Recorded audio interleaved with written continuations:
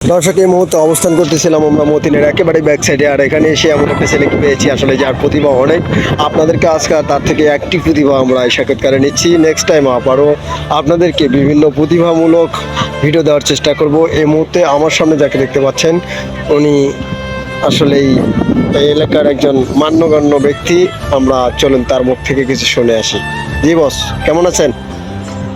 ভালো। আচ্ছা, আপনি কেন আসছেন এখানে?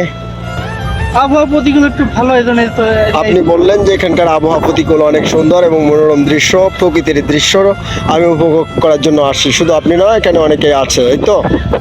আচ্ছা, আপনি কি আজকে আসেন না কন্টিনিউ আসেন? কন্টিনিউ মাসে 5-6 বার মাসে 5-6 বার আসেন, তার মানে বোঝা গেল আপনি প্রতি সপ্তাহে 2-1 বার আসেন, এই তো।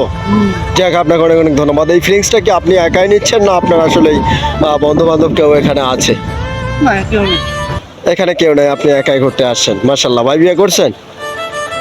না, বিয়ে করেন নাই। আপনি কি করেন? আমি বর্তমানে বেকার। বর্তমান বেকার। আমরা চাই আপনি হয়ে যান কোনো গ্যারেজের মেকার। আসলে এই বেকার থাকা ঠিক নয়। আমরা আপনার জন্য দোয়া রাখবো, আপনি যাতে একটা কর্ম পেয়ে যান। কি ধরনের কর্ম করতে ইচ্ছুক? কোন কর্ম করতে চান? কেমন কেমন কর্ম? জি, হারাম বস্তু না থাকলে আপনি বললেন যে হারাম বস্তু যাতে না থাকে এমন জায়গায় আপনি কর্ম করতে ইচ্ছুক। হারাম বস্তু বলতে কি বুঝালেন? যেমন আমি ওটা চাকরি করতেছি যেখানে আমার মিথ্যা স্বর্ণাতি হচ্ছে।